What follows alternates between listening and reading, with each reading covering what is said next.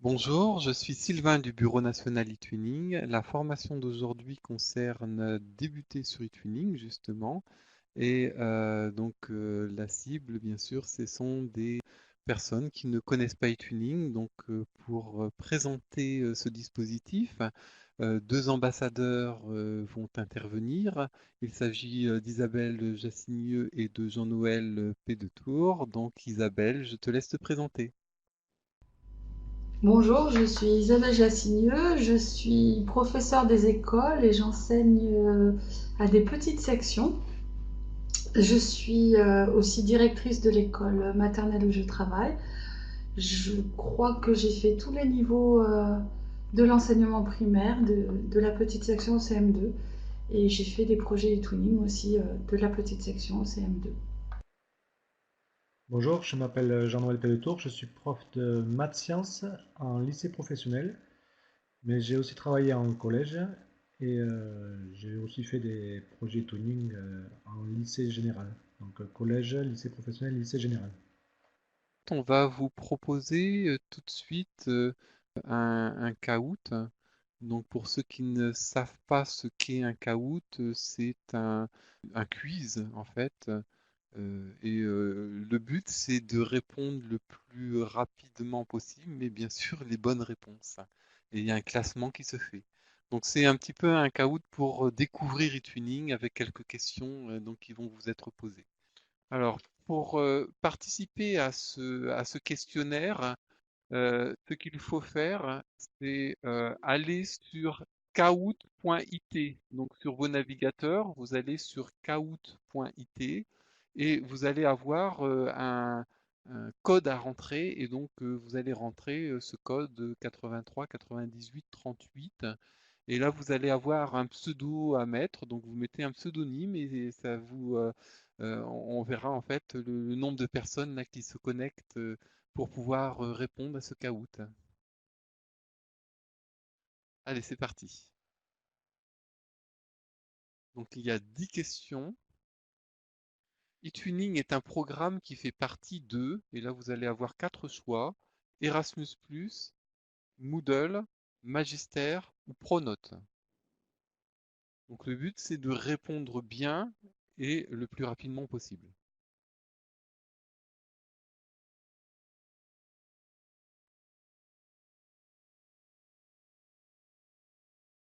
Là, il n'y a que 4 personnes qui ont pu répondre. Finalement, il faut répondre bien en cliquant sur la couleur qui vous paraît la bonne réponse. Donc là, c'était effectivement Erasmus+. Tuning est un programme qui fait partie d'Erasmus+. Mais les réponses, on les donnera après avec notre présentation. Donc, on a les scores. Question 2. Combien de pays font partie d'eTuning? Plus de 40, entre 30 et 40, de 20 à 30, moins de 20.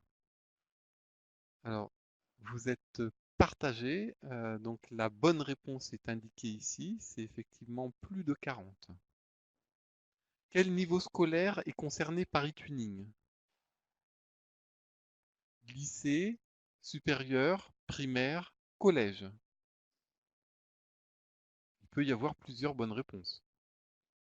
Donc effectivement, là on voit les bonnes réponses. C'est lycée, primaire, collège, mais en tout cas pas le supérieur. Alors, qui pilote eTuning en France? L'inspection académique, Air France, d'accord, le ministère de l'Europe ou le réseau Canopé.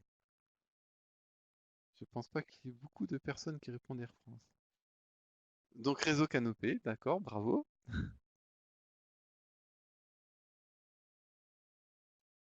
Combien d'enseignants sont inscrits sur eTuning? 400 000 en Europe et 2 000 en France, 50 000 en Europe et 5 000 en France, 200 000 en Europe et 5 000 en France, 650 000 en Europe et 50 000 en France, en ordre de grandeur.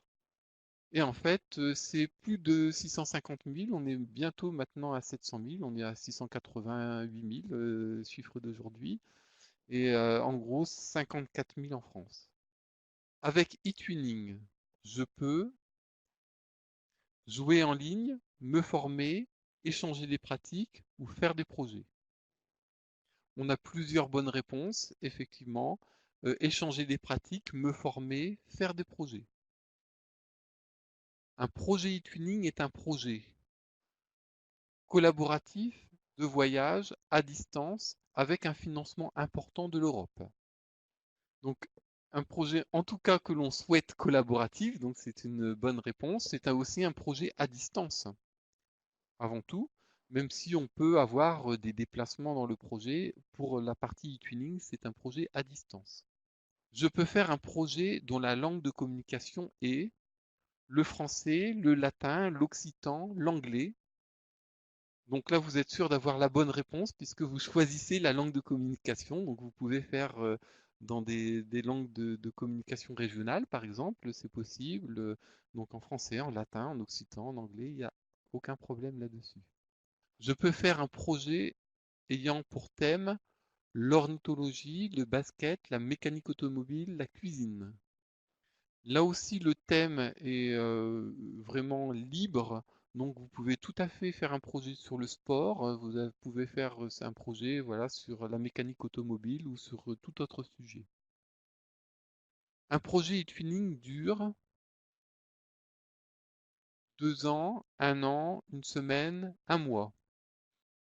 Là aussi, toutes les réponses sont bonnes, donc la durée du projet dépend du projet lui-même, c'est-à-dire que vous avez vraiment une souplesse dans l'utilisation d'e-twinning.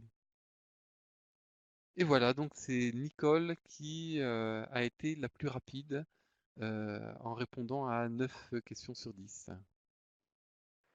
Donc on va commencer notre présentation à partir un peu des réponses qui ont été données dans le Kahoot. C'était pour vous faire jouer un petit peu et voir un peu quel était votre niveau de connaissance du programme eTwinning. Alors, j'ai changé de page, j'espère que tout le monde la voit. eTwinning, d'une manière générale, c'est une communauté professionnelle pour les enseignants européens. Donc vous voyez sur cette carte tous les pays qui sont colorés en orange et en vert peuvent participer au programme eTwinning. Donc il y a en tout maintenant 44 pays. Donc vous voyez, ça inclut aussi bien entendu les départements d'outre-mer. Donc comme a dit Sylvain, il y a plus de 600 000 enseignants, donc à peu près 680 000, presque 200 000 écoles et donc presque 100 000 projets qui sont en cours.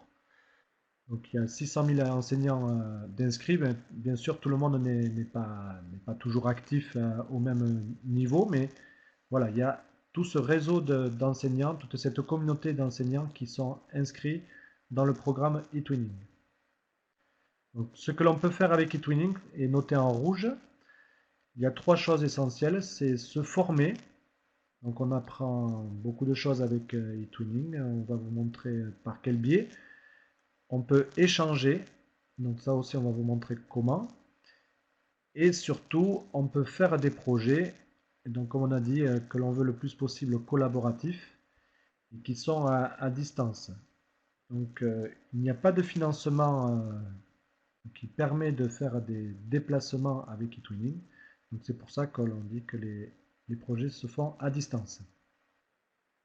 Isabelle, tu me dis si c'est bon. Hein, si... Tu es parfait jusque-là. Bonne note. Merci. Donc je change de page. Donc quand on veut travailler sur eTwinning, on part avec une idée de projet. Comme vous avez vu dans les questions qui étaient posées sur le Kahoot, cela concerne tous les niveaux et tous les âges. Donc de la maternelle jusqu'au lycée. Alors j'avais mis aussi qu'on pouvait faire dans le supérieur parce que j'ai déjà vu des projets avec des élèves un peu plus âgés, donc après le bac. Alors, je ne sais pas si tu peux confirmer, Sylvia. En fait, je crois, si je peux me permettre, Jean-Noël, les BTS sont encore au lycée et sont considérés comme enseignement supérieur. Donc, tant que les élèves restent dans un établissement lycée, je pense que c'est possible. Maintenant, Sylvain, tu confirmes ou pas? Donc effectivement, tu as donné la bonne réponse, Isabelle. Personnellement, je préfère dire que ce n'est pas l'action pour le supérieur, et c'est le cas en fait dans les pays européens, on s'arrête au niveau lycée, ça peut être enseignement professionnel, les CAP par exemple, les bacs pro, ça il n'y a pas de souci, mais dès qu'on est dans le supérieur, en fait, enfin, eTuning ne couvre pas le supérieur. Malgré tout, en France, hein, quand on a des BTS qui s'inscrivent, comme ils sont dans des lycées, on a autorisé l'inscription des BTS, mais ils trouvent difficilement des partenaires sur eTuning, puisque les partenaires, comme je vous dis, en fait, s'ils veulent trouver en tout cas les mêmes niveaux, ils ne trouvent pas sur eTuning. Alors après, rien n'empêche de faire des projets multiniveaux. Donc on peut travailler entre des BTS et des lycéens. Bon, c'est très possible. J'ai déjà travaillé en tant que lycée pro avec des écoles, des collèges par exemple. On se retrouve parfois avec des attentes similaires, même si les niveaux ne sont pas les mêmes. Donc ensuite, comme on a vu, toutes les disciplines sont concernées. Donc n'importe quel enseignant peut faire un projet twinning. Toutes les thématiques sont concernées, donc comme l'exemple qu'on a vu, ça peut être du sport, ça peut être l'ornithologie, bon, ça peut être la cuisine, n'importe quelle thématique professionnelle, ça peut être l'art, le dessin, la musique. Tous les sujets sont bien sûr autorisés, c'est juste votre imagination qui est là la limite. Et enfin, surtout, toutes les langues sont concernées. On peut faire un projet dans n'importe quelle langue et surtout, surtout, surtout en français. Il y a une forte communauté francophone. Donc le nom eTwinning peut paraître est un peu trop anglophone et que du coup ça peut rebuter certains des collègues. Mais en fait, on peut parfaitement faire des projets en français. Donc si vous en parlez autour de vous, dites-le bien, hein, ce n'est pas. On a l'impression que ça peut être qu'en anglais, mais non, ça peut être aussi en français, mais aussi comme j'ai mis comme les exemples, là, ça peut être dans des langues régionales ou d'autres langues. Si vous êtes prof d'allemand, vous pouvez le faire en allemand, bien sûr. Voilà. Donc moi je voudrais juste insister, Jean-Noël, sur tout niveau, tout âge, toute discipline, toute thématique, toute langue. Il est important de savoir que c'est peut-être la seule plateforme qui permet à tous de se retrouver. Ayant fait beaucoup de projets e-twinning, j'ai fait des projets avec des moyennes sections et notre partenaire était un CM2 en Bulgarie. Tout est envisageable et qu'il ne faut pas se mettre de frein. Euh, voilà, il faut travailler dans ce sens-là et on peut mélanger tout, tout le monde, toutes les disciplines, tous les âges, toutes les thématiques et toutes les langues. Je le répète parce que pour moi c'est important que vous en soyez conscients. Alors, si c'est clair pour tout le monde, on va passer à la suite. Il y avait beaucoup de questions quand vous êtes inscrit sur cette question-là. Comment faisons-nous pour trouver des partenaires et pour ensuite faire des projets? Je crois que donc là, vous avez sur cette page, vous avez un petit lien avec une vidéo qui peut vous résumer tout ça, mais on va vous décrire trois moyens qui sont fournis par eTwinning. Euh, une question que j'ai oublié de poser, est-ce que tout le monde est inscrit sur eTwinning là, dans les participants? C'était juste pour savoir si tout le monde avait accès à cette page-là, eTwinning Live. Adriana est en train de s'inscrire. Nicole croit qu'elle est inscrite, d'accord. Donc Nicole, ça veut dire que vous vous souvenez pas de vos identifiants peut-être? Donc, si vous avez oublié, par exemple, vos identifiants, n'hésitez pas à écrire au bureau national ou m'écrire à moi quand je vous envoie effectivement les liens vers l'enregistrement. Vous pouvez me contacter et on peut voir un petit peu au niveau de votre accès à eTuning. Donc, on est bien sur on va dire, trois espaces un peu différents. On a des espaces qui sont des sites web, etuning.fr et etuning.net. Etuning.fr, un site web pour le eTuning France, en fait, c'est aussi pour décrire un petit peu nos activités en France, un site web etuning.net où ce sont des actualités plus européennes, puisque c'est un site qui est traduit dans toutes les langues et commun à tous les pays qui participent. Et là, en fait, on est dans dans le deuxième espace, c'est-à-dire que vous devez vous inscrire à eTwinning pour voir là ce que vous voyez dans la copie d'écran. Donc ça, c'est le deuxième espace. C'est à cet endroit-là que vous allez en particulier trouver des partenaires. Non. Et une fois que vous avez trouvé des partenaires, après, il y a un troisième espace que vous verrez aussi pendant cette formation qui correspond au projet. Donc, vous ouvrez un projet avec votre partenaire. Et à chaque fois que vous ouvrez un projet, vous avez un nouveau Twin Space, puisque l'espace s'appelle le Twin Space. Donc un enseignant qui ouvre plusieurs projets a plusieurs Twin Space, donc plusieurs projets, et c'est dans ce Twin Space que vous allez inscrire vos élèves et que vous allez travailler avec vos élèves. Donc là, on est sur le deuxième espace qui est donc, je me suis inscrit, donc moi en tant qu'enseignant, les élèves peuvent pas s'inscrire, les enseignants peuvent s'inscrire, et une fois que je suis inscrit, eh ben, je peux trouver des partenaires. Donc, Jean-Noël, je te laisse continuer. Alors, justement, pendant que tu parlais, j'ai cherché Nicole et j'ai trouvé qu'elle était bien inscrite. Donc, j'ai fait la recherche que je vais vous décrire maintenant. Comment j'ai fait pour vous trouver? J'ai cliqué ici sur la gauche, je ne sais pas si vous voyez, c'est entouré avec, il y a écrit personne, là où il y a la flèche verte. Moi, je me suis mis, je ne sais pas si vous voyez, en haut à droite, on peut choisir la langue. Moi, je me suis mis le eTwinning Live, cet espace eTwinning Live, je me le suis mis en français. Donc, si tout le monde l'a en français, vous voyez le nom personne là. Et c'est comme ça que j'ai fait pour trouver Nicole. Donc, j'ai cliqué sur personne et je suis arrivé à une recherche multicritère. C'est pareil, si on clique sur projet, donc au milieu, on a aussi une recherche multicritère qui nous permet de trouver facilement des personnes dont on a déjà une idée, soit du nom, soit de l'endroit où elle habite, soit si on cherche une discipline particulière, on peut aller là-dessus. Une troisième façon de trouver des partenaires est d'aller sur le forum partenaire qui nous propose des forums, bon, comme vous connaissez, par tranche d'âge. Donc on peut choisir de trouver des partenaires qui sont en primaire, des partenaires qui sont plutôt entre 11 et 15 ans, et puis entre 16 et 18 ans. Donc tout d'abord, on va vous présenter cette recherche multicritère de personnes et de projets.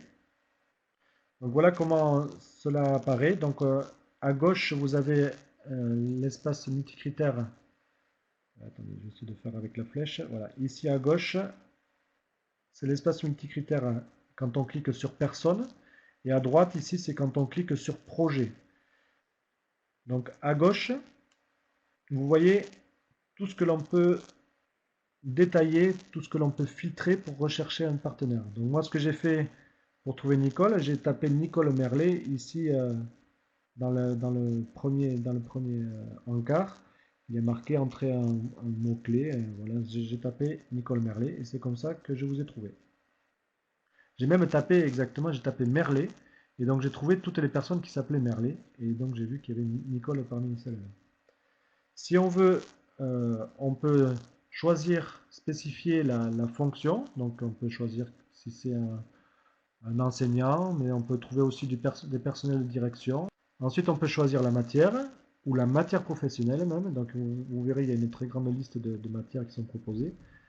Le type d'utilisateur. Donc là, il y a des utilisateurs qui sont enseignants, quoi, type d'utilisateur normal. Mais il y a aussi des conseillers ou des types d'utilisateurs qui font partie de l'assistance, comme Sylvain. Ensuite, il y a le type d'utilisateur qui s'appelle ambassadeur, comme Isabelle et moi, c'est-à-dire ce sont des utilisateurs expérimentés. Là, pour l'un et l'autre, ça doit faire à peu près une dizaine d'années qu'on est e-twinner, faire un utilisateur d'e-twinning. Voilà. Et ensuite, Oui. vous pouvez aussi également trouver des formateurs d'enseignants. Ensuite, vous pouvez choisir le pays, même spécifier la région dans ce pays. Et surtout, ici, choisir la tranche d'âge. Donc, vous verrez là, les âges qui sont proposés, ça va de 1 à plus de 20. et ensuite choisir la langue. Comme ça, vous pouvez réduire votre recherche parce que vous verrez si vous mettez juste fonction enseignant et que vous mettez rechercher, vous allez avoir beaucoup trop de réponses pour ce que vous voulez. Donc c'est bien de spécifier cet endroit-là. Pour les projets, c'est pareil. Vous avez aussi plusieurs détails que vous pouvez préciser. Et vous pouvez mettre un nom de projet si vous avez déjà entendu parler d'un projet dont on vous a dit le plus grand bien. Vous pouvez mettre son nom ici. Alors, juste une petite précision, parce que j'en ai fait l'expérience. Faites attention à l'orthographe quand vous les rentrez dans les mots-clés ou le nom. Une majuscule en moins, un accent qui n'y est pas ou un nom qui s'écrit mal, on peut ne pas retrouver les partenaires que l'on cherche. Si tu avais écrit Merlet d'une autre façon, on n'aurait pas pu la retrouver. Donc soyez vigilants si vous avez un nom, si vous recherchez une école ou quelqu'un en particulier, écrivez bien la bonne orthographe. C'est très sensible. Alors, s'il n'y a pas de questions, on va passer à la suite. Là, ici, toujours dans Trouver des partenaires, c'est la page que l'on obtient quand on clique sur le forum partenaire. Vous aviez 3 possibilités pour trouver des partenaires. Ça, c'est la 3e possibilité. Donc, c'est les forums partenaires. Et donc là, vous voyez, vous avez tous ces petits rectangles orange là où on peut trouver des partenaires qui souhaitent faire des projets e-twinning de 4 à 11 ans. Je vais faire externe flèche, de 4 à 11 ans, de 12 à 15, de 16 à 19, ou d'une manière générale. Donc là, ça peut être pour des projets multiniveaux. Vous avez ici un rectangle qui est eTwinning Plus. Ça, je ne l'ai pas précisé tout à l'heure quand j'ai montré la carte avec les 44 pays qui faisaient partie. Il y avait certains pays qui étaient en vert. C'est des pays qui ne font pas tout à fait partie de l'Europe. Il y a par exemple la Tunisie, mais qui font partie du programme eTwinning élargi, donc eTwinning Plus on appelle. Et donc là, si on va sur ce rectangle orange, on peut entrer en contact plus facilement avec des partenaires de ces pays-là.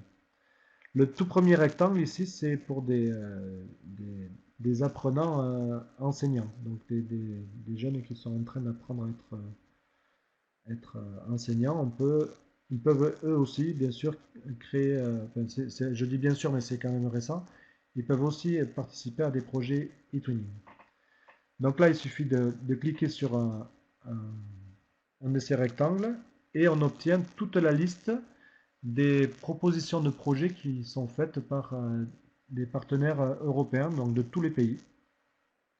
Et donc c'est une liste actualisée, donc si vous y allez, j'ai pas fait de capture d'écran pour ça, mais parce que ça change tout le temps.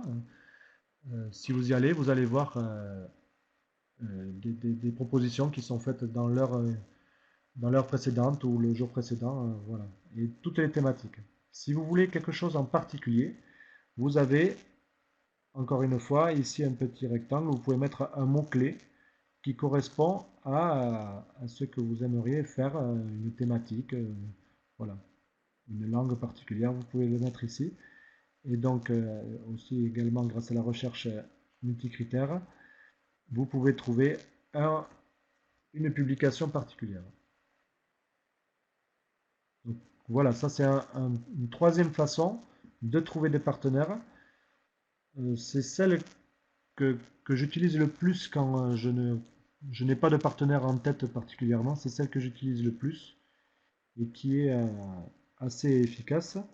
Alors il faut se méfier, il ne faut pas juste poster une demande, enfin, lancer une publication. Si on peut nous-mêmes proposer un sujet, il faut faire attention de ne pas croire que voilà, tout le monde va répondre tout de suite. Il faut parfois réitérer la demande. Il faut aller voir souvent pour voir si on a eu des réponses. Voilà. Je ne sais pas si Isabelle, tu utilises ce forum aussi. Alors, je l'ai utilisé souvent et j'ai posté il y a 2-3 jours une annonce dans laquelle je cherche, enfin, voilà, je cherche des partenaires pour un projet que je vais mener pour la Journée européenne des langues en septembre 2019. Vous pouvez me chercher, ça vous fera un petit exercice. J'ai posté dans le 4-11, mais j'ai posté dans le 12-15 et j'ai aussi posté dans le 16-19. Donc si vous voulez vous amuser, vous n'êtes pas obligé de me répondre, hein, vous n'êtes pas obligé de vouloir participer à ce projet, mais vous pouvez me chercher. Comme ça, vous trouverez, vous aurez un but au moins pour essayer, pour simuler. Justement, c'est une des questions d'une personne qui s'est inscrite à cette formation-là, du tuning pour les débutants. On ne reçoit pas de notification quand quelqu'un répond au forum, à une publication. Donc, moi, ce que je conseille, ce que je fais en général, c'est que je mets mon adresse email dans ma publication. Donc, si les gens sont vraiment intéressés, bon, ils peuvent répondre sur le forum, mais ils peuvent aussi directement m'envoyer un mail. Soit comme ça, soit ils envoient. Voilà. C'est comme ça que je préfère faire pour être sûr d'avoir une personne intéressée. Je voudrais rajouter le fait que c'est cette recherche dans les forums de recherche de partenaires qui est la plus efficace en fait, parce que c'est à cet endroit où les personnes qui cherchent en ce moment un projet vont se manifester, vont regarder quelles sont les idées de projet qui sont proposées par les uns et les autres. Et donc, en fait, c'est vraiment cette recherche-là dans ces forums de partenaires où vous allez cliquer sur la catégorie d'âge qui va être la plus rentable dans votre recherche. Après, les autres recherches, en recherchant par personne, par exemple, là, si c'est quelqu'un que vous connaissez, donc effectivement, par d'autres biais, par exemple, KeyTuning qui s'est inscrit et Tuning et que vous voulez le rechercher, effectivement, vous allez passer par personne.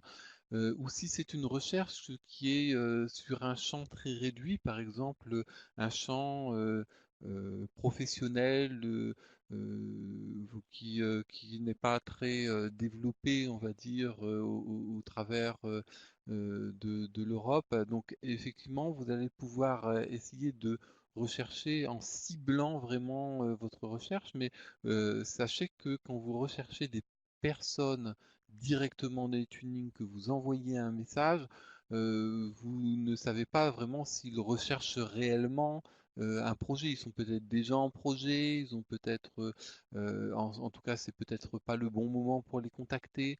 Donc, le forum de recherche de partenaires est vraiment l'espace à privilégier quand vous avez une recherche à faire, puisque c'est le rendez-vous de ceux qui sont actifs.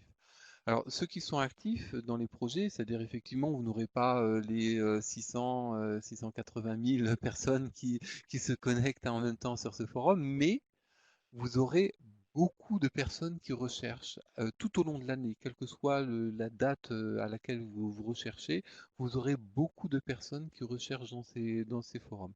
Ça a un inconvénient et ça a un avantage. L'inconvénient, c'est que quand vous postez un message, si quelqu'un y répond assez rapidement, il se remet en première position. Mais si personne ne répond assez rapidement à votre message, très rapidement, votre message ne devient plus visible puisqu'il se met sur la deuxième, troisième, quatrième page assez rapidement.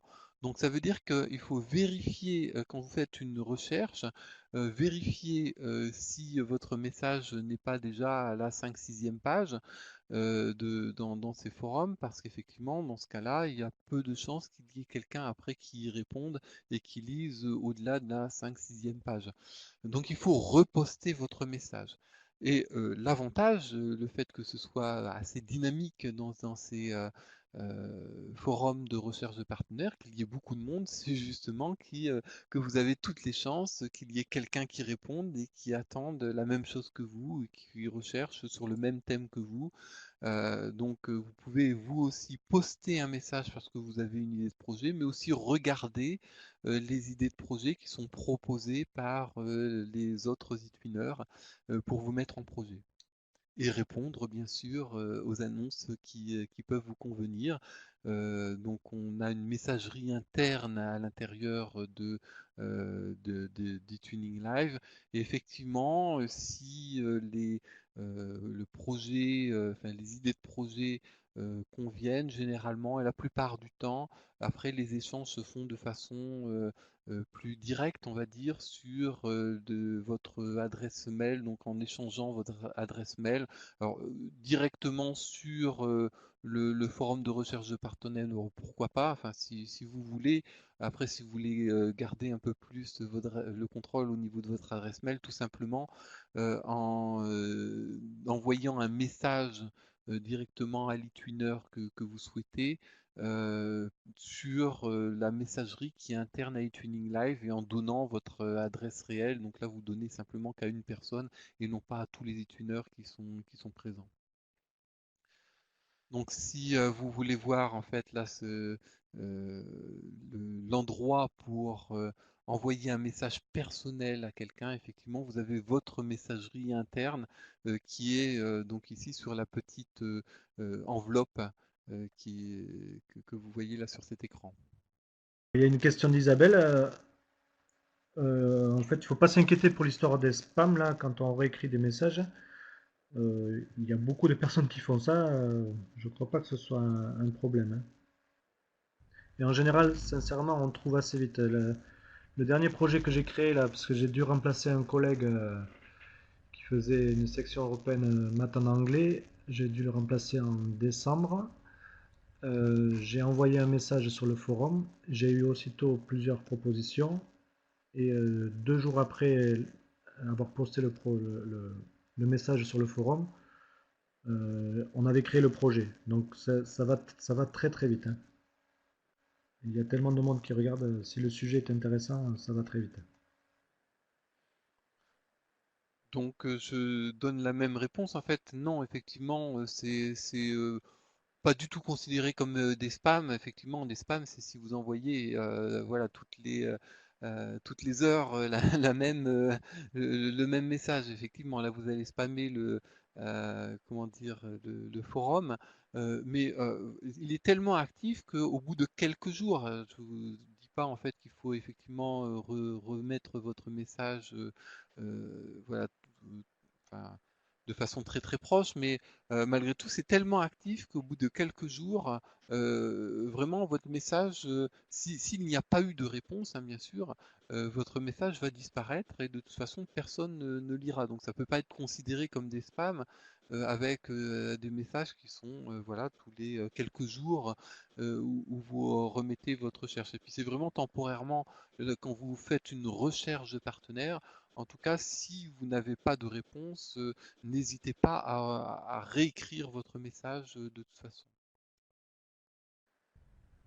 Je voyais le dernier message de Nicole et effectivement, il faut beaucoup d'opiniâtreté et puis il faut être proactif. Il faut vraiment, dans cette recherche de partenaires, il faut vraiment être le moteur, quoi. Il faut pas attendre. Faut vraiment être celui qui cherche. Oui, donc moi j'ai réactualisé mon message hier et là j'ai regardé, j'étais déjà en troisième page alors que je l'ai fait hier. Donc je l'ai remis en première page. Donc voilà, il faut être très très actif et ouais, tu as raison, Jean-Noël. Alors, dans ce forum de partenaires, il y a aussi la possibilité, c'est en bas de la page, il y a aussi la possibilité de chercher des partenaires qui souhaitent faire un Erasmus+. Donc, enfin, comme on a dit, eTwinning fait partie du programme Erasmus+, mais les projets Erasmus+, sont complètement différents puisqu'ils proposent un financement pour des mobilités. Là, j'ai mis cette petite page-là parce qu'il y a plusieurs personnes qui ont posé des questions à ce sujet-là. En quoi eTwinning pouvait aider pour des mobilités. Donc il y a ce forum là qui permet de trouver des partenaires qui souhaitent faire des projets Erasmus+. Voilà. Ensuite, eTwinning peut être utilisé comme la plateforme pour gérer le projet Erasmus+, mais pour gérer les activités qui sont faites au sein du projet Erasmus+, mais c'est deux choses différentes. eTwinning, c'est normalement que des projets à distance, et Erasmus+, on a un financement de l'Europe qui est conséquent, qui permet de faire des mobilités, en particulier des mobilités d'élèves, mais également des mobilités d'enseignants. Donc voilà, c'était pour la recherche de partenaires. Donc maintenant, on va imaginer que vous avez trouvé votre partenaire. Donc comme nous dit Isabelle, qui a trouvé un partenaire. Euh, Maintenant, l'étape suivante, c'est d'élaborer le projet avec son partenaire. Là, c'est une étape importante. Il faut bien se mettre d'accord sur les attendus des uns et des autres. Euh, qu'est-ce que, qu'est-ce que vous souhaitez faire exactement? Donc la thématique, bien sûr, mais aussi de quelle manière vous voulez que ça s'accroche à votre programme. Parce que, bien entendu, le but, c'est pas juste de faire des projets comme ça, mais c'est aussi de l'intégrer dans les programmes d'enseignement que nous avons. Donc pour ça, il faut vraiment collaborer avec ses partenaires et communiquer. J'ai remis communiquer encore. Il faut vraiment échanger beaucoup avec les partenaires pour que cela puisse fonctionner et pour que vous puissiez définir au plus près toutes les activités que vous voulez faire pendant ce projet. Donc, on peut vous conseiller pour collaborer, il y a des documents que l'on peut écrire à plusieurs mains. Donc, vous pouvez collaborer sur ces sortes de documents, mais vous pouvez aussi faire des visioconférences et bien sûr l'échange de mails. Donc ça, c'est pour la phase d'élaboration du projet. Alors, je lis la question d'Isabelle. Voilà, avoir réalisé un projet e-tuning est un plus pour le succès du projet Erasmus+, parce que vous connaîtrez aussi, je complète la réponse de Sylvain, parce que vous connaîtrez aussi bien votre partenaire. Si vous avez réussi à mener à bien un projet e-twinning avec votre partenaire, si ça s'est bien passé, si vous voyez que la communication a bien fonctionné, ce sera un plus pour la gestion d'un projet Erasmus+, pour le futur.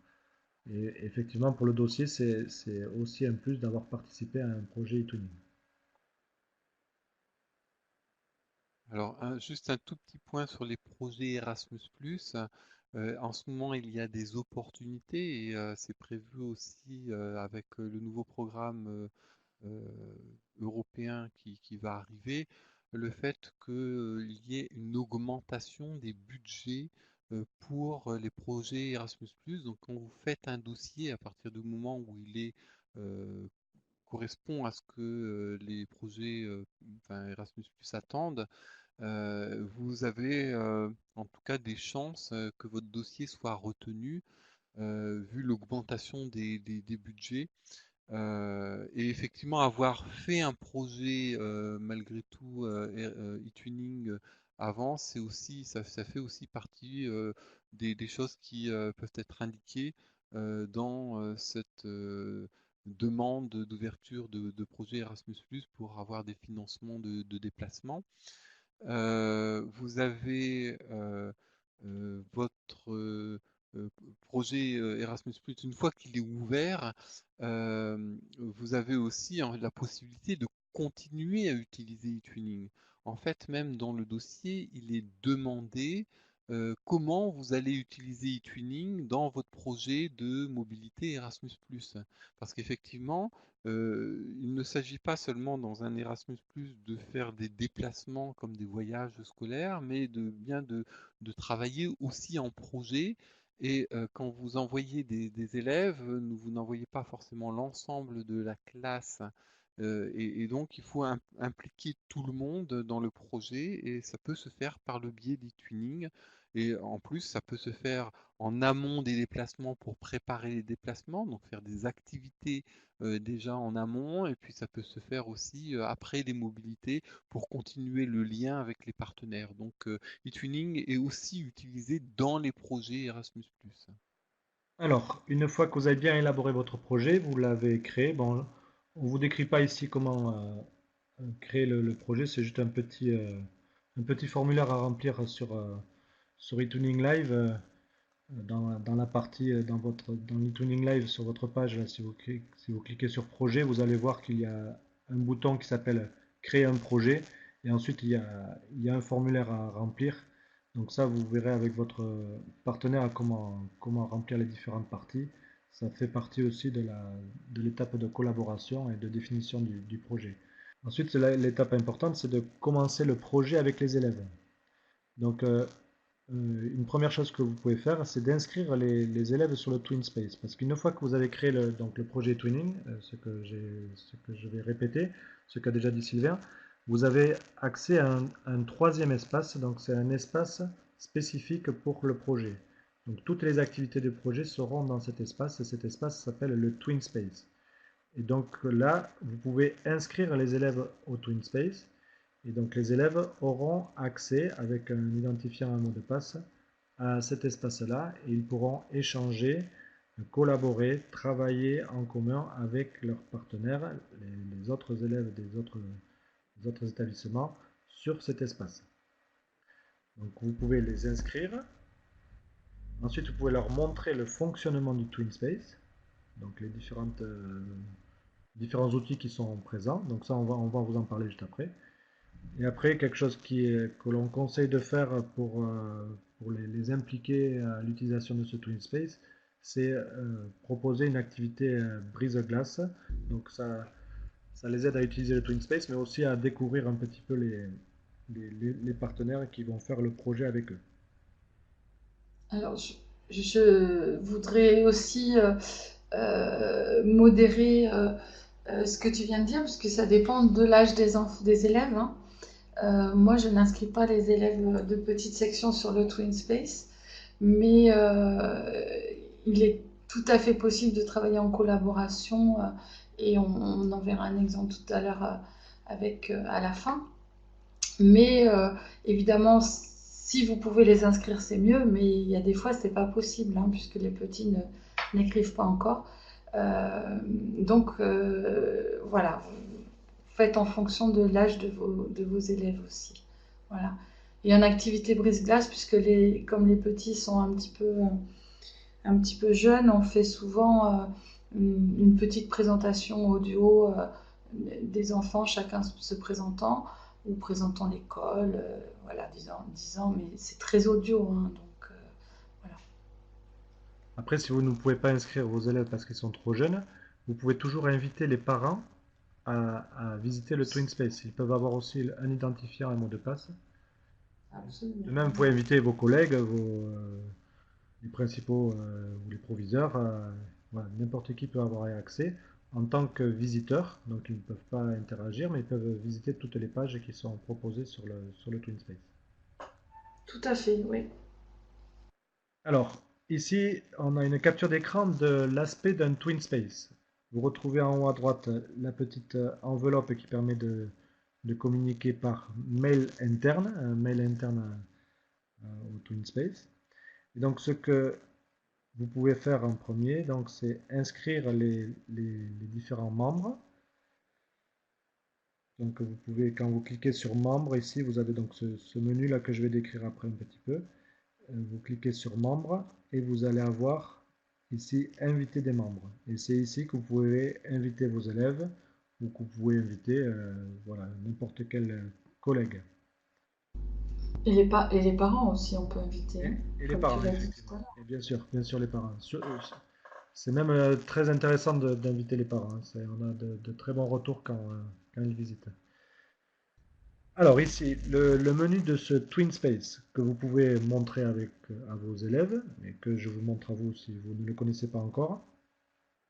Donc vous avez un premier onglet qui s'appelle Page, qui permet de gérer l'organisation du Twin Space. Donc là, ce sont des pages avec un menu comme si vous aviez un site internet en fait. Et donc ça permet de disposer les différentes activités dans un ordre clair, logique, enfin, le plus possible. Donc c'est, je n'ai pas fait la bonne flèche ici, l'onglet Page.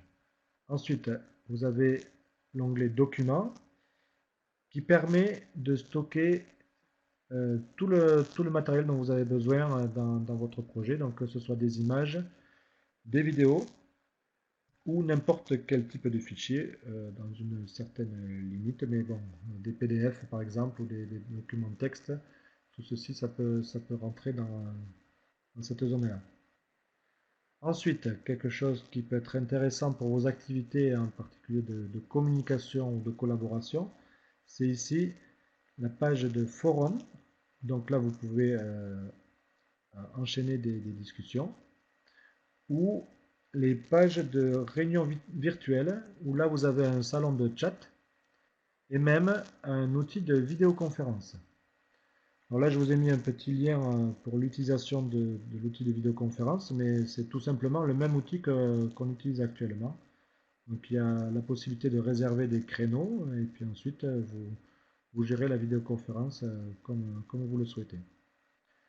Et donc ensuite, comme on a déjà vu, ici l'onglet membres qui permet de voir la liste des partenaires qui sont inscrits. Et donc les élèves peuvent aller voir les profils des autres des partenaires qui sont inscrits sur le projet. Alors ensuite, une fois le projet créé, il ne reste plus qu'à le gérer. Ce que l'on conseille de faire, c'est bien un calendrier des activités, mais ça, c'est des conseils de gestion de projet dont vous avez peut-être l'habitude. N'importe quel projet, c'est un peu la même chose. Donc, bien définir quel est le calendrier des activités que l'on souhaite faire. Quelles sont les productions qui sont attendues. Et ensuite, faire un bilan de chaque activité. Ça peut être intéressant pour voir ce qui peut être amélioré les fois prochaines, ou tout simplement aussi pour se rendre compte que l'activité était productive et que ça a bien fonctionné avec les élèves. Et surtout, il faut, tout au long du projet, pour que la gestion se fasse au mieux, il faut communiquer avec ses partenaires. On peut par exemple se dire, voilà, si on fait un projet un peu long, on peut dire toutes les semaines, on se donne un rendez-vous, soit par chat, soit par vidéoconférence, et on fait un petit point. Voilà. Ça permet de voir si les partenaires sont fiables, c'est-à-dire si à un moment donné ils perdent le fil du projet, ça peut être un peu dangereux s'ils n'acceptent pas ce genre de proposition, de communication. Donc voilà, si vous pouvez définir ça avant de commencer le projet, ça permet de s'assurer de la fiabilité aussi des partenaires. Pour la gestion de projet, les productions attendues, c'est vrai que c'est un travail collaboratif, c'est pas un travail en parallèle. Hein. Je vais faire quelque chose et je vais te le faire passer, tu le regarderas. Et tu vas faire quelque chose, tu vas me l'envoyer, on regardera. C'est pas ça, c'est vraiment un travail collaboratif en commun. Hein. C'est pas un travail en parallèle. Mais tu as très bien expliqué la Alors, gestion du projet. alors ça, c'est si possible. Collaboratif, c'est possible. C'est parfois difficile à imaginer parce que c'est compliqué de trouver les processus de collaboration, surtout quand on débute. Mais voilà, Oui, mais c'est bien sûr le mieux. voilà, mais bien sûr, c'est le but. Et puis communiquer, c'est aussi en visio, c'est déjà collaboratif. Donc voilà. Alors peut-être décrire un peu qu'est-ce qu'on attend au niveau de la collaboration, enfin donner une petite définition de ce terme. Au niveau du twinning, quand on envoie quelque chose à des partenaires, pour que les partenaires n'aient pas simplement à visionner ce qui a été envoyé, il faut qu'ils en fassent autre chose. Par exemple, on envoie, je sais pas moi, une production textuelle à un partenaire et le partenaire en fait une bande dessinée, par exemple. Il en fait autre chose. Il en fait une présentation PowerPoint, ils en font une vidéo. Donc en fait, faut bien faire attention, enfin, sur le fait que quand on envoie quelque chose, ce soit qui ait au moins une interaction. Donc là, c'est plus de la collaboration. Il y a des choses qui sont toutes simples. On envoie un petit jeu à faire aux partenaires. Donc les partenaires ensuite vont l'utiliser. Donc là, on n'est plus sur vraiment de la collaboration puisque on ne crée pas quelque chose ensemble, mais on est au moins sur de l'interaction. Donc il faut qu'il y ait en fait être sûr que le partenaire regarde bien les productions par des petites astuces. Alors on a la possibilité aussi de faire des votes, par exemple. Donc là aussi on est sur de l'interaction. On a plusieurs productions et puis les partenaires votent pour la meilleure production. Donc là on est sur de l'interaction. Et puis donc sur la collaboration, c'est vrai que c'est ce qu'on peut avoir une production et chacun fait une partie de la production, donc ils travaillent en coopération en fait sur une production qui est cette fois-ci vraiment commune.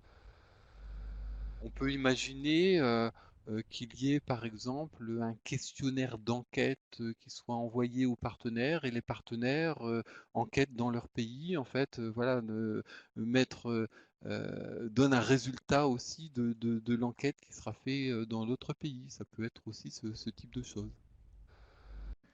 Alors, il y a une question de Nicole à propos des images de leurs enfants sur le net. Peut-être avant de continuer, on peut peut-être en parler un petit peu. Alors, en ce qui concerne le premier degré, donc nous devons faire des autorisations, des demandes d'autorisation auprès des parents. Il faut les faire pour chaque projet, pour chaque initiative qui sont faites dans les classes. Hein. On demande une autorisation pour la photo de classe, mais voilà, on demande aussi une autorisation pour des photos dans le cadre d'un projet e-twinning. Il faut savoir que eTwinning est un site sécurisé où l'on peut publier des choses en privé, mais que, comme on vous l'a dit tout à l'heure, il y a possibilité pour les parents d'accéder aux, aux données que l'on publie. Et pour éviter que ces données soient captées et voilà, de manière un petit peu sauvage, il faut quand même malgré tout toujours une autorisation des parents en leur disant bien euh, que le site sera sécurisé, qu'on va le mettre uniquement dans le cadre de ce projet-là et que voilà, il faut les rassurer au maximum. Il y a très peu de parents réticents, moi j'en ai pas eu beaucoup, j'en ai eu quelques-uns, mais le fait que eTuning soit extrêmement sécurisé, ça les rassure et moi j'ai pas connu de réticence particulière. Maintenant, à titre très personnel, j'évite beaucoup les visages. Je montre les activités des enfants, je ne montre pas les enfants en activité. Et donc, j'ai pas trop de. Voilà. Je, je veux éviter tout conflit, tout souci, toute inquiétude. Donc, je ne montre pas de visage d'enfant. Je ne montre que leurs travaux, leurs mains ou autres. Et ça passe. J'ai pas eu beaucoup de réticence. Non. Ouais, Voilà. cette année, sur un projet de sport qu'on faisait avec des partenaires italiens, dans cette école-là, les parents ne souhaitaient pas que leurs enfants soient vus. Bon, sauf que les activités, là, c'était des vidéos, on analysait des trajectoires de ballons, c'était aussi du sport et de la physique. Du coup, ils ont trouvé cette astuce de se mettre un châle sur la tête, hein, un foulard sur la tête, hein. Donc on les voyait dans l'école italienne là, et ils faisaient les activités du projet, mais en mettant quelque chose sur la tête pour pas qu'on les reconnaisse. Aussi des astuces comme ça, si vraiment dans des cas extrêmes, quoi. Après, sur des simples photos, on peut flouter, mais ça nous demande un travail assez lourd derrière. Après, moi, personnellement, je ne sais pas flouter les vidéos. Donc, j'évite. Voilà, tout simplement. Alors pour les autorisations, alors effectivement, que ce soit des pages qui sont destinées à être publiées, c'est-à-dire rendues publiques, donc ça vous pouvez le faire aussi sur eTuning, ça permet de pouvoir faire voir un petit peu aussi les projets, enfin ouvrir un petit peu le projet pour d'autres personnes qui souhaiteraient un petit peu regarder. Et nous, on incite plutôt à ce que ce soit le cas, qu'il y ait des pages qui soient publiées. Donc on peut effectivement faire une autorisation parentale, mais l'autorisation parentale est aussi nécessaire, même si le site est sécurisé et qu'on ne publie pas des pages, les autorisations parentales sont nécessaires à demander en début de projet, que ce soit dans le premier ou le second degré, hein, la loi est la même, donc il faut effectivement remplir une demande d'autorisation au niveau des parents, et effectivement c'est là où on peut préciser, alors dans l'autorisation parentale, vous pouvez préciser un petit peu des choses, savoir si vous avez pour but de faire en sorte qu'il y ait des productions qui soient publiques ou pas, ou que ça reste dans cet espace complètement sécurisé et vous restez effectivement dans un espace partagé avec les partenaires, partagé avec des comptes invités que sont peut-être les parents pour qui viennent voir, mais ça restera en fait en petit comité, en comité effectivement que vous avez vous autorisé. Euh, pour, euh, pour compléter ce que tu viens d'écrire, il y a effectivement sur le site etwinning.fr une boîte à outils et vous trouverez des exemples d'autorisation parentale que vous pourrez utiliser sans problème. Donc l'adresse est sur le chat. Une fois le projet terminé, et on peut, comme a dit Sylvain, on peut publier le TwinSpace, c'est-à-dire rendre publiques certaines pages. On peut choisir celle que l'on veut. Donc à chaque fois, sur chaque page, on a ici, comme vous pouvez voir, hop, je mets la flèche.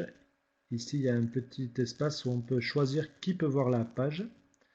Et donc, on peut dire que c'est juste l'enseignant et les administrateurs, ou alors tous les membres du TwinSpace, ça c'est ce que l'on fait en général, pour que les élèves puissent avoir accès à ces pages-là. Ou alors, quand on est à la fin du projet, on peut choisir de publier pour tout le monde sur Internet, c'est-à-dire euh, quelqu'un qui aura l'adresse du TwinSpace pourra voir ces pages-là. Donc ça, bien sûr, en ayant pris toutes les précautions qu'on a dit tout à l'heure. Donc comme ça, on pourra publier les travaux, on pourra montrer les travaux qui ont été faits lors de ce projet. Ensuite, quelque chose que l'on conseille de faire, c'est d'évaluer le projet, donc par n'importe quel biais. Ça peut être un petit sondage auprès des élèves et des enseignants. Ça peut être une évaluation de connaissances, tout simplement. Moi, j'ai déjà fait l'année dernière une évaluation en début de projet et en fin de projet pour voir l'apport du projet dans la thématique que l'on avait choisie. Là, c'était de l'astronomie et en anglais, donc on a voulu évaluer les compétences acquises dans le domaine de l'astronomie et en anglais aussi, au niveau du vocabulaire en particulier. Donc on avait fait une évaluation au début, mais surtout à la fin. Et donc ça, c'est ce que l'on conseille de faire, une évaluation. Le retour des élèves est parfois, et même souvent intéressant pour savoir ce qui peut être amélioré les fois prochaines. Ensuite, quelque chose qui est particulier à eTwinning, on peut faire en fin de projet une demande de label de qualité. C'est-à-dire on demande à ce que le programme là évalue notre projet. Et donc, en général, on reçoit de très bons conseils qui nous permettent d'évoluer au niveau de nos pratiques et au niveau de la gestion du projet, notamment, et au niveau de la réussite que l'on a eue pour rendre ce projet collaboratif, ce dont on a parlé tout à l'heure. Et donc, on a des conseils, des exemples qui nous sont donnés lors de cette demande de label de qualité. Donc, ça, c'est ce qui se fait à la fin du projet. Et ça permet d'avoir une belle reconnaissance du travail accompli. Bon, ce qui n'est pas toujours le cas quand on fait des projets, quels qu'ils soient en classe. Là, eTwinning propose cette possibilité donc d'avoir une reconnaissance, une évaluation et une reconnaissance du travail accompli lors des projets. C'est vrai, tu as raison, mais c'est vraiment très important. Donc il faut quand même faire cette démarche soi-même et faire la demande de label. Mais le retour est tellement gratifiant quand on reçoit un label et puis de se dire que quelqu'un a au moins regardé notre projet, que quelqu'un l'a vu dans son intégralité, que quelqu'un est allé euh, voir la qualité de ce qui a été fait et qu'on nous félicite pour ce qui a été fait, c'est très rare et c'est assez gratifiant. Et comme le dit Jean-Noël, il y a aussi beaucoup de conseils parce que des fois, on n'a pas le label de qualité, mais on a toujours des conseils pour améliorer, pour aller plus loin, toujours encourageant et bienveillant. Mais la plupart du temps, bah, c'est vrai que on est vraiment euh, ravis que nos projets enfin quelqu'un qui est des personnes qui le regardent et parce que finalement on travaille souvent dans l'ombre et là il y a un regard qui est porté bienveillant et c'est vraiment important. Alors, je voudrais revenir sur l'évaluation du projet. Effectivement, dans les projets, on voit surtout l'évaluation à la fin du projet, d'évaluer le projet en lui-même. Mais l'évaluation, elle peut être présente, et même c'est même souhaitable qu'elle soit présente tout au long du projet. On peut tout à fait évaluer les élèves en cours de route, faire un petit quiz, par exemple, voilà, pour faire en sorte que le projet soit aussi un outil pour évaluer les projets. On est bien dans l'idée que quand vous faites un projet, vous ne faites pas quelque chose de supplémentaire par rapport à vos programmes, par rapport à votre activité. Vous faites quelque chose qui est intégré en fait à votre enseignement. Simplement, vous enseignez autrement, vous enseignez à l'aide d'un projet e-tuning. Et lors de ce projet e-tuning, effectivement, vous avez aussi à évaluer vos élèves.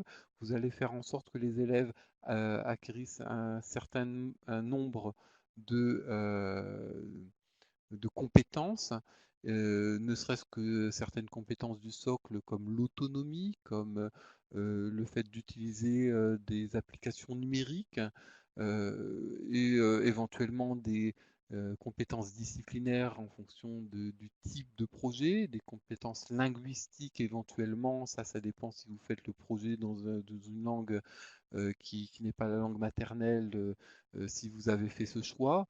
Donc en fait, vous avez aussi des activités qui sont faites, qui ne sont pas déconnectées de vos propres objectifs hein, de travail et vous avez aussi l'évaluation du projet qui peut se faire tout au long du projet. Un exemple d'un projet que j'ai fait cette année, les partenaires avaient carrément créé une grille d'évaluation pour chaque activité avec chaque fois les attendus et pour les différents niveaux de notes qu'ils pouvaient attribuer à chaque activité. Ils ont publié ça à la fin du projet sur le TwinSpace. C'est vraiment très très détaillé comme vous pourriez le faire pour n'importe quelle activité en cours, hein. Donc, comme a dit Sylvain, ça peut se faire à n'importe quel moment dans le projet. Alors donc peut-être qu'on peut présenter maintenant un projet. Je vais partager mon écran pour vous montrer un exemple de TwinSpace, un exemple d'une activité dans un projet. Donc c'est le projet que j'ai fait cette année qui est sur la nature, hein. Donc je vous rappelle que j'ai des élèves de petite section. Et donc nous avons fait des puzzles, donc dans portrait, voilà. Nous avons utilisé l'outil qui s'appelle Padlet, donc qui permet de faire un mur avec un mur comme des post-it, hein. Et donc nous avons utilisé Descend, Francheville, Isabelle, Click on the Puzzle. Et donc nous avions décidé de présenter nos classes et nos élèves. Donc, on était en tout début d'année, c'était difficile, les enfants arrivent, hein, ce sont des petites sections. Donc, nous avons travaillé sur les étiquettes porte-manteau. J'ai pris une photo de chaque étiquette porte-manteau et j'ai fait un montage photo et de cette photo, je suis allée sur le site que vous voyez là qui s'appelle Jigsaw et nous construisons un puzzle. Toutes les écoles ont fait ça. Il y a des écoles qui ont un tableau blanc en numérique interactif et qui l'ont fait au tableau en grand groupe avec les élèves. Chacun essayait de faire le puzzle des autres. Voilà, c'est une activité toute simple et qui est facilement partageable et que les enfants aiment bien. Et c'est bon. Voilà. Voilà un exemple d'activité que l'on peut facilement partager, qui n'est pas très compliqué et qui permet à tous, voilà, comme le disait tout à l'heure Sylvain, une interactivité facile et voilà. Donc là, c'est le projet de Jean-Noël. C'est toi qui prends la parole. Oui, là, on voulait aussi vous montrer d'autres activités qui peuvent se faire en début de projet, comme on vous a dit, des activités brise-glace. Là, quelque chose qui se fait assez régulièrement, c'est impliquer les élèves dans le choix du titre du projet ou du logo du projet. Donc là, c'était un vote pour le logo et le titre du projet.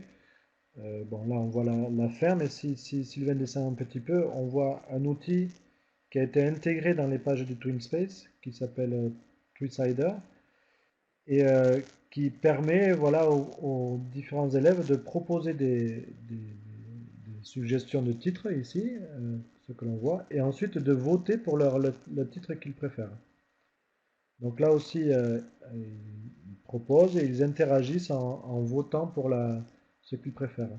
Il y a la colonne du milieu qui là n'a pas été utilisée par mes élèves, mais où ils pouvaient aussi faire des commentaires sur la proposition faite.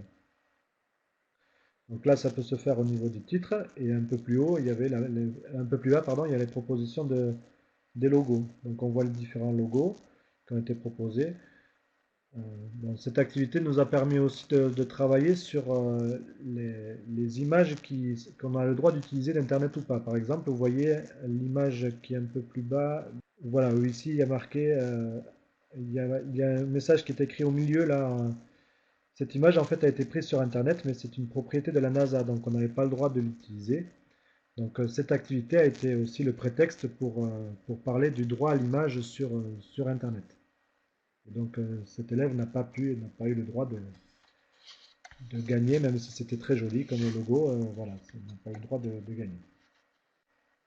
Voilà une petite activité aussi qui permet aux jeunes de connaître leur prénom et de produire quelque chose, de les impliquer un petit peu dans le projet. Là, le choix du titre du projet était complètement différent de celui qui a été choisi par les élèves au final.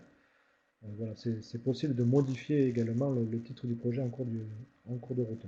Alors, je voudrais rebondir par rapport à ça, justement, puisque là, on est sur une activité qui a été faite, et on voit bien là une très très bonne pratique, puisque donc on a un titre qui est clair, hein, voter pour le logo et le titre du projet, mais également on voit bien en fait ce que les élèves ont à faire, c'est-à-dire qu'on comprend tout de suite qu'est-ce qu'il nous faut faire dans le projet. C'est intéressant, même directement par les élèves qui ont les informations, qui ont les consignes directement dans l'activité, et ça rend vraiment très très clair pour quelqu'un qui regarde de l'extérieur, un parent ou même un élève qui a été absent, ou enfin, même pour les élèves, en fait, c'est très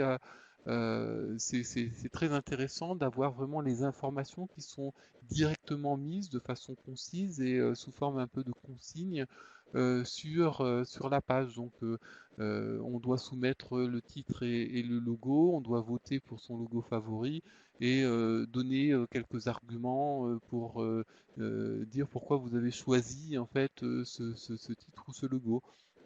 Et en plus, on voit aussi la deadline. Et ça, c'est important au niveau des partenaires, parce qu'effectivement, donc quand on fait au départ une planification de projet, on peut donner des périodes, on va dire, on va faire cette activité à peu près dans telle période.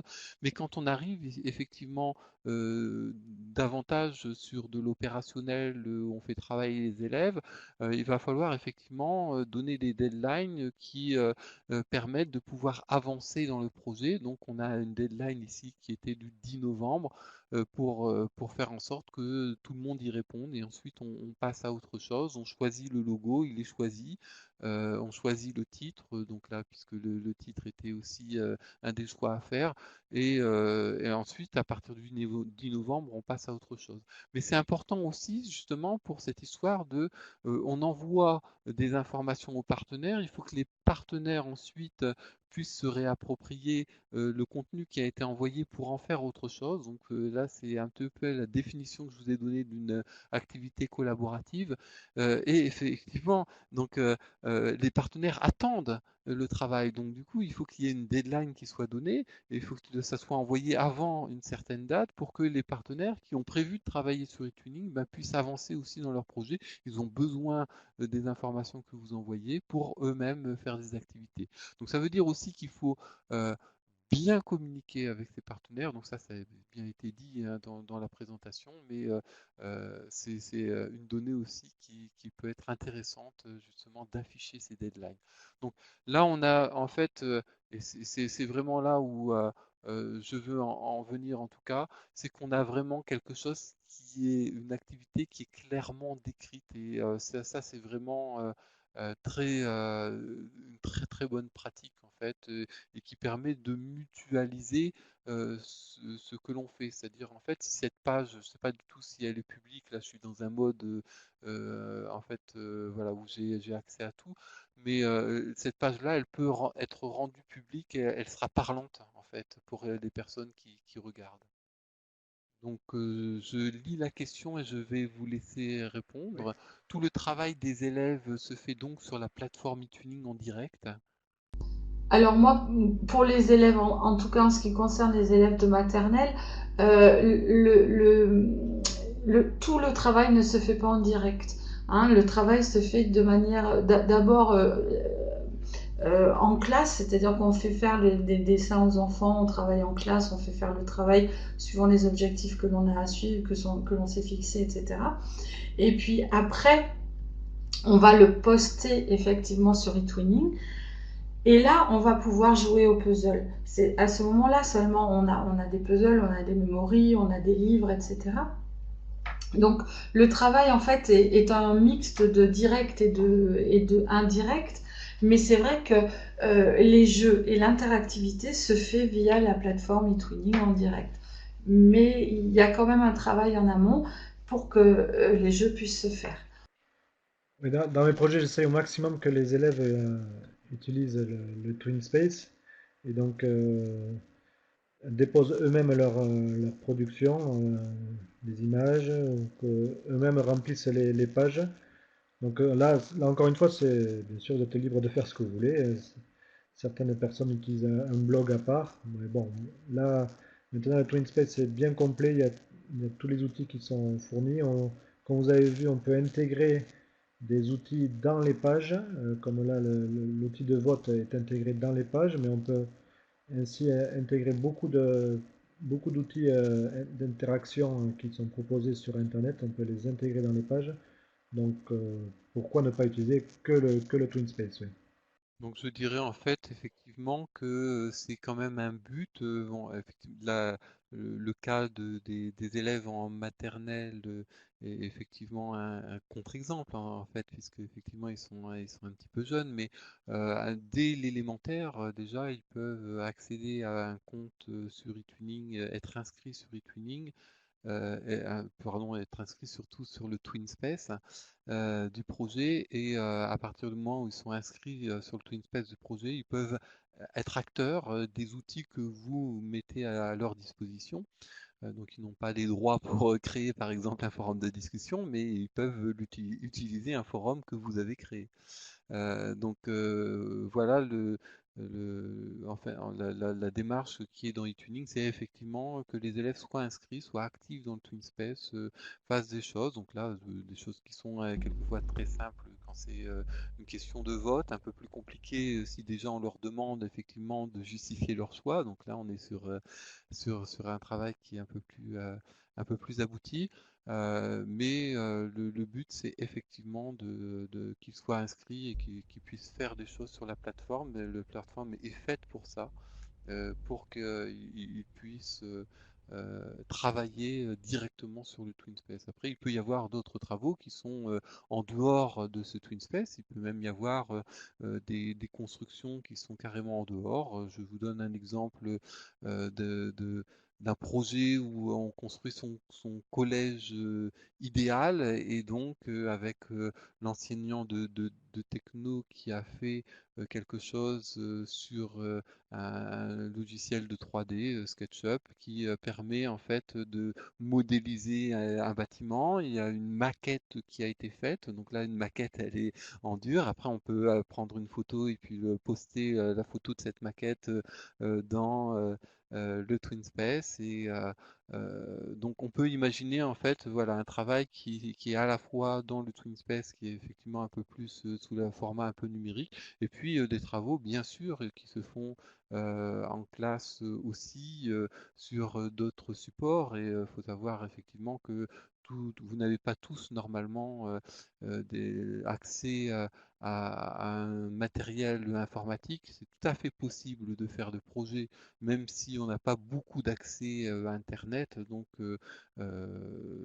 voilà, les deux sont possibles malgré tout. Pardon, je peux revenir un peu sur les accès parfois difficiles à Internet.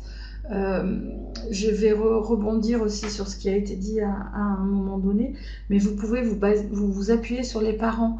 Hein. Vous pouvez, par exemple, si je n'ai pas la possibilité de faire mon puzzle à l'école parce que je n'ai pas de TNI, je peux mettre un mot dans le cahier de liaison, le donner aux parents et leur dire allez visiter Internet, allez sur le site et vous pourrez jouer. Et je crois que les parents sont partie prenante aussi de ces projets et c'est important de leur faire savoir à chaque fois qu'on a posté quelque chose qu'ils peuvent y aller. On peut créer aussi des pages parents pour qu'ils puissent s'exprimer. C'est toujours important d'avoir leur retour et leur soutien. Donc, s'il y a d'autres questions, on pourra les prendre après l'enregistrement. Là, je voudrais un petit peu conclure cet enregistrement et vous remercier pour être venu effectivement suivre cette formation et remercier aussi les intervenants. Et je vous dis tous à bientôt. Je vous laisse dire aussi un petit mot, enfin d'au revoir au niveau de Jean-Noël et Isabelle. Merci à tout le monde et j'espère qu'on vous a apporté quelques billes pour pouvoir vous lancer dans un projet e-twinning. Je vous jure, ça vaut le coup, c'est vraiment, vraiment euh, attractif et addictif, parfois même. Bon, mais je vous dis au revoir aussi. Merci pour vos messages sur le petit côté, là, sur la conversation. Ça fait plaisir et j'espère que vous aurez, comme a dit Isabelle, tous plein d'idées pour vous lancer dans eTwinning.